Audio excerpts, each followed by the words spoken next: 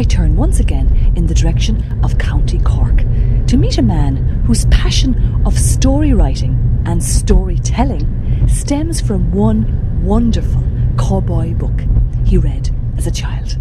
Intrigued? Well, come on, let's meet him. His name is Vincent McDonnell. Reading was my great love, and my father was very, very proud that I was reading all these books, and he'd be telling everybody, and he would borrow books. So he'd come home, he used to go playing cards, so when he went to houses, if there was books, he'd borrow them and bring them home to me. Tell me about, as a little boy that you were, about that magical place of getting into a book and living the life alongside those characters. Well, I suppose if anything has influenced me in life, it's reading books. And still remember the first proper book I ever read, which was a cowboy book called Hopalong Cassidy and the Rustlers of West Fork by Tex Burns. And there's an interesting story behind that. There was an accident, a car crash down from our house in 1958. Now 3 cars passing the road was extraordinary. You know, half a dozen cars, and we would have been saying we need new roads built in Corrion. So there's an accident, a car crash, and my brother was a witness, and he had to go into the solicitor to make a statement. And he was given 2 books, and one was Hopalong Cassidy and the Rustlers of West Fork by Tex Burns. So I read the book and read it and reread it. And then it got lost. I moved away and it got lost. And I began to look for it about 10 years ago. And it didn't exist. Tex Burns never existed, or Hopalong Cassidy and the Rustlers of West Fork had never been published. So I began to was I dreaming? And I searched everywhere, second-hand bookshops, people who look for books, libraries in London and Ireland, people who are interested in cowboy stories. No such book. And then when the net arrived, I put in a search one night, and there popped up the book. And it was actually written by Louis L'Amour. And just as it was published, he became famous, and he had it suppressed. And so literally a few dozen copies, apparently, had made their way into circulation, and one of them arrived in Swinford in County Mayo and arrived into my hands. And I think if I hadn't read that book, we wouldn't be here today. It was the most influential book I've ever read. People say it must be Joyce and Beckett, and I say no, it was Hopalong Cassidy and the Rustlers of West Fork. I want to try and understand the move that you made from leaving one career behind and taking on something very different.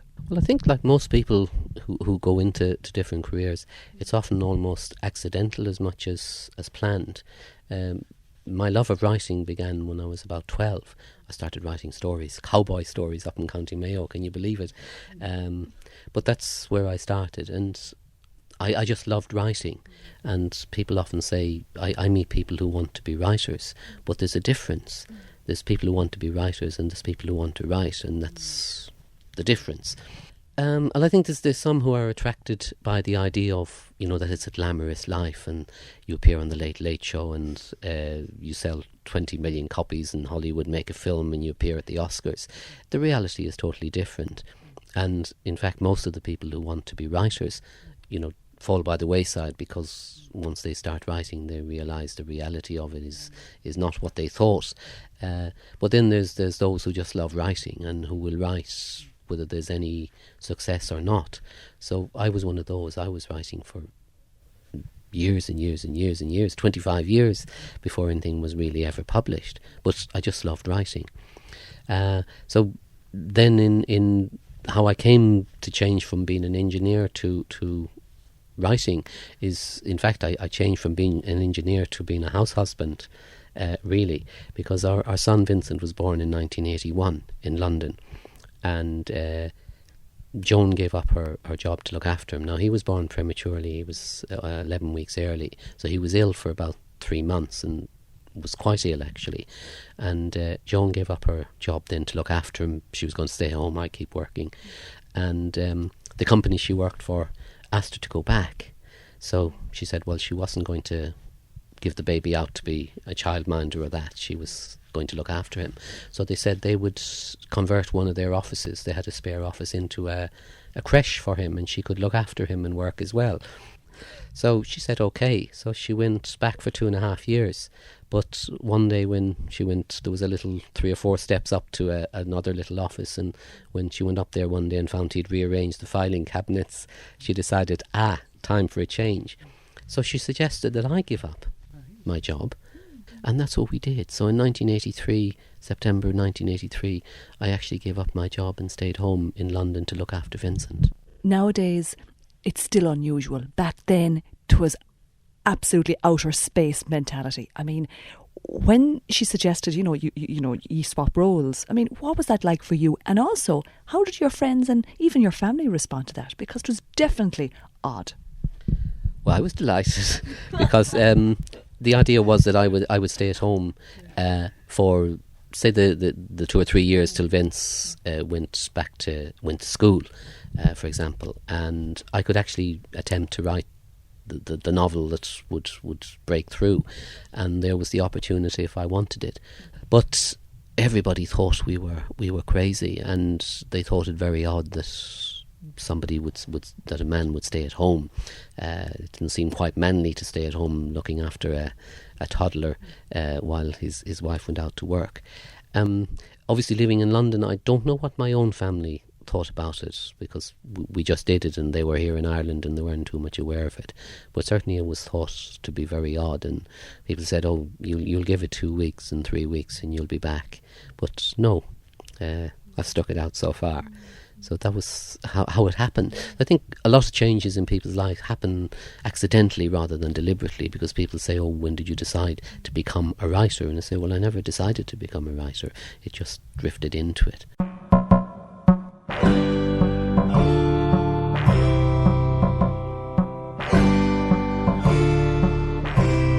I'm here 16 years now in Newmarket, so they say another 4 years and I get my passport.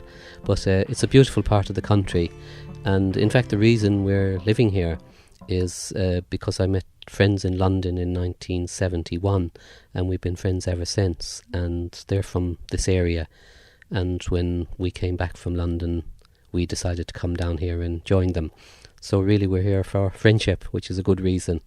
Left school, there was no prospects in those days, no chance of going to university or that. So, like all my family before me, I immigrated to London, and I went to college over there. That's where I actually became an electronics engineer. It was a wonderful opportunity. I actually got paid to go to college. Can you believe that? In 1971. And all expenses taken care of. There was a great shortage of electronic engineers at that time, and I availed of the opportunity when it was offered.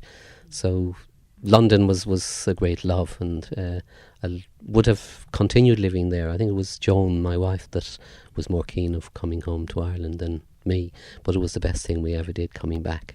I was born in a small place called Corry-on-Swinford in County Mayo, about a couple of miles from the end of the runway at Knock Airport. So, in fact, we used to cut turf not too far from the airport in Barnacuiga Bog. So I was son of a small farmer. We had about 17 acres. I often say 10 acres of rushes and cutaway bog and a few acres of green fields. And there were 7 in the family. I'm in the middle of them all. My dad went to England for about 6 months in the year to work, like a lot of the people there did. A lot of the men went away for 6 months and came back, and they would come back in the spring when there was necessary on the farm, and then go away again September, October till the following spring. So that's the kind of life I grew up with. My sisters, I had 2 sisters older than me. They immigrated to New York, one when she was 16, the other 17. Went out to an aunt there. My brother went to London. I followed him. Then my sister followed me, and that was quite normal.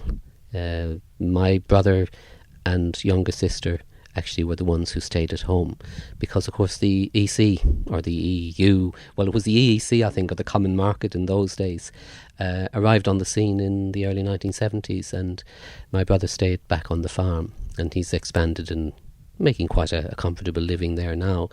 And the other thing that happened in those days was the American multinationals began to move in, and a company called Travenol moved into Swinford, and my sister got a job there. So that was the first time that there was employment in the area. And when I look around my own locality now, 90% of the young people, if not even more, immigrated either to New York or England. So that was the reality then. Absolutely devastating for any family. I'm just trying to imagine going into your mother's shoes. First of all, how did she manage with her husband gone for 6 months of the year, and with her whole brood of kids, and just trying to manage on her own, presumably lonely? Well, I suppose it was lonely. One doesn't tend to think about that. I often say that my mother was a liberated woman long before women's liberation ever arrived, because she ran the farm. She made all the decisions. She decided how much tillage would be set, because in those days we set oats and potatoes and vegetables. She decided how much turf would be cut for the fire, because that's how we heated the house and that. And she made all the decisions about what cattle should be sold, or whether whatever should happen. So she was, I often think, a liberated woman long before liberation ever appeared. But it must have been a very lonely existence. Obviously, a child growing up, you're not aware of it, but it must have been, and difficult as well, because she had 7 children to look after, and of course the small farm to run, and my uncle also lived with us, and before that my grandmother had lived in the house as well. So she was ill for some time before she died, so she had quite a lot to do, and no conveniences. There was no washing machines. We didn't get a gas cooker until 1967, the first time that any kind of convenience like that came into the house. So it was a tough life. And your dad has been away, say, for the 6 months. What was it like for ye, who hadn't seen this man for 6 months, and suddenly he's back in your lives? That must have been weird, strange, or what way was it? It was, I suppose, a bit strange, and I actually think that I grew up not really knowing him, and I often think that my mother was a strict disciplinarian, but he never hit anybody. But when he was around, there was that bit more discipline around. And I think we had a bit more freedom with my mother. I certainly felt that I had a lot more freedom with my mother around, although she had the rod on the mantelpiece, the chastising stick as it was called, and it came down quite regularly. My father wasn't like that at all, but he was quite strict.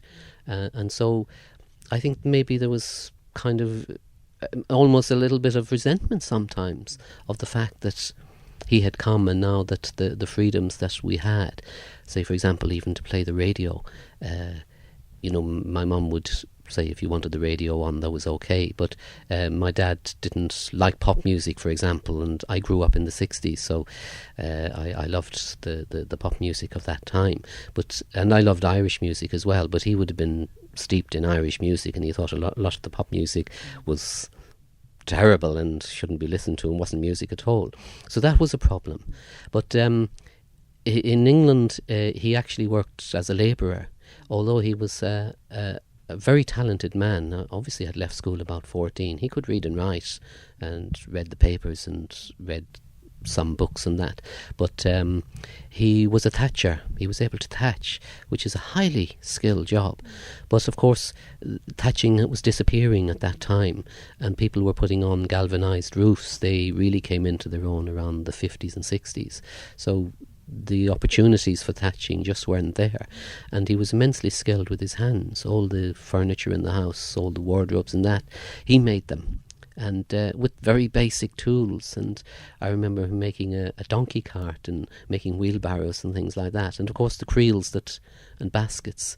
So he was a tremendously talented man, and I often think maybe frustrated because either he was struggling on the farm when he was at home, or in England was just working as a labourer, I suppose, just literally with a shovel and a pick. And still in all, there's your parents, doing their utmost to try and keep things going, managing 7 children, keeping the roof over your head. And then one by one, you have to, without any choice, disappear to the 4 corners of the earth. It must be soul destroying. I'm just thinking as a mother myself, if my boys had decided, we're going to go, not because we choose to, but because we have to, I think I'd be really, really angry. I think it was just accepted that there was no other choice. My dad would have gone to England when he was younger. His brother went to England when he was younger. I remember his sister's husband died in England, died in Liverpool, and I don't think they had the money. He died of cancer. They didn't have the money to bring him home. I wrote about him, actually. So when my sister Kathleen was 16, she went out to New York to her aunt who was there, my mother's sister, who had gone prior to that. All my mother's family would have been in England. The aunt was in America. I say virtually all my dad's family had gone as well. So it was part of life, and you were literally reared to go. There was no other choice. There was no work. The boat train to England or the plane from Shannon were the only alternatives.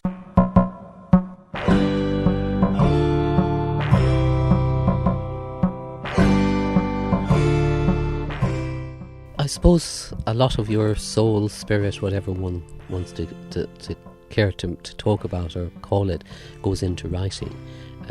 Strange enough, I don't write autobiographically. None of my work is autobiographical at all, which is strange. And I think I actually had done a lot of writing from 12 up to when my first novel was published when I was 37, so let's say up until my 30s. And none of that was published. In fact, I burned all of it way back in 1984. Everything I'd ever written. In 1980, I destroyed it. I wanted a new start. I was getting rid of all the angst. So all the autobiographical stuff against the parents and against society and against the Catholic Church and against everything and anything, all the sacred cows that I wanted to have a go at, I'd got all that out of my system. And nobody ever saw it. It was almost like the private writing. And so when I started writing seriously, when I had the opportunity to write, I actually started writing non-autobiographical stuff. But I would like to think that there's a lot of my soul or spirit goes into the work, but that it's not about me. To be honest, I'm not sure how you can separate them. And maybe you can explain to me how you do that, because in some ways, surely we are pulling on our own subjective realities, our own sense of who we are, our own position within our family and within our world and within even our culture. Surely you can't put all those outside the door and say, right, I'm going to wipe the slate clean or burn everything as you did. So I'm not sure how you can actually manage that. No, I wouldn't necessarily think that that's so.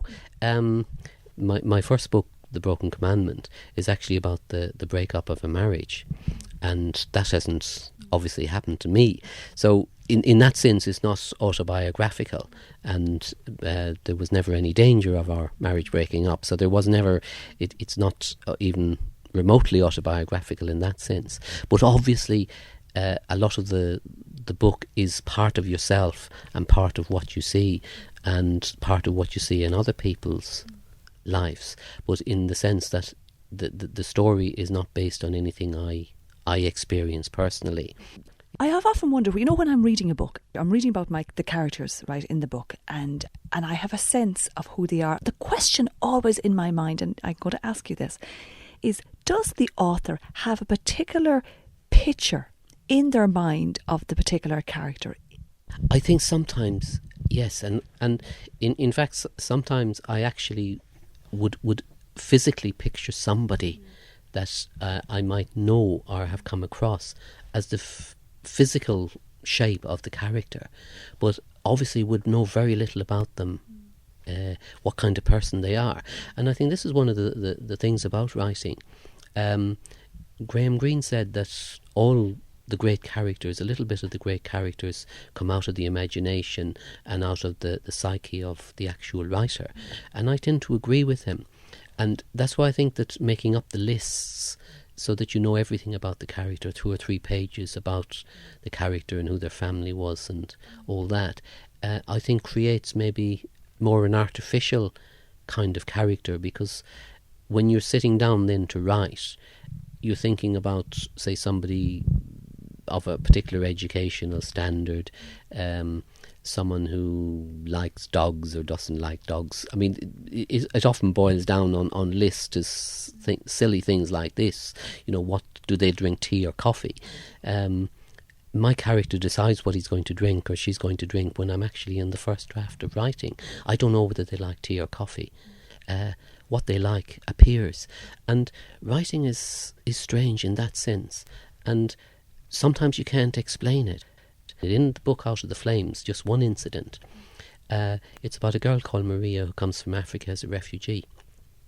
And when she arrives down in the hostel in Ireland in the morning to breakfast, there's a man sitting across for her, an elderly man, whom I'm imagined as Nelson Mandela.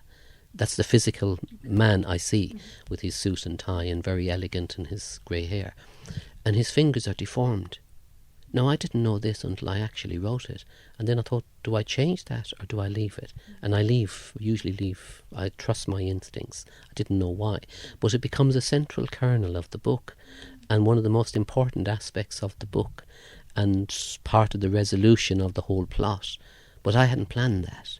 So if I was sitting down with my list of characters, how would I deal? That would not have come up. And so would I have been looking at the character artificially from my list when I saw him the first morning? So I think these things come spontaneously. It sounds the way you're describing it that it becomes like a spiritual experience. It's a bit like meditation.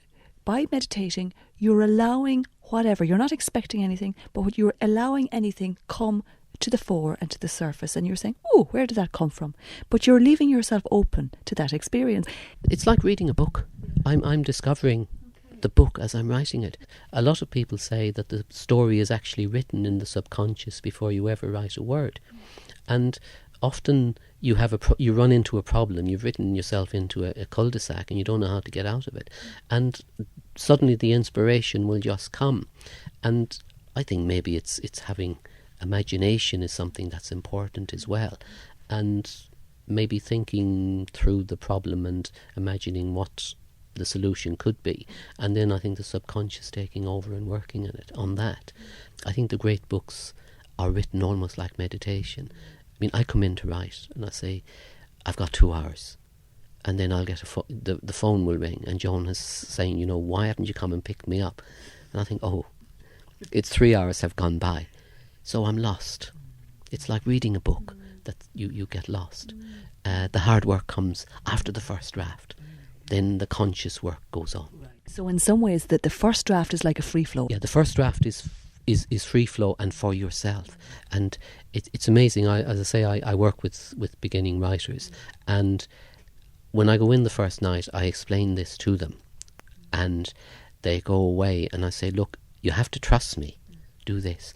And inevitably they will come back week after week after week, and they find that they're writing. You see, writing is about sitting down and putting words down on paper. It's not thinking about it. And the more you spend thinking about it, the more inhibited you become.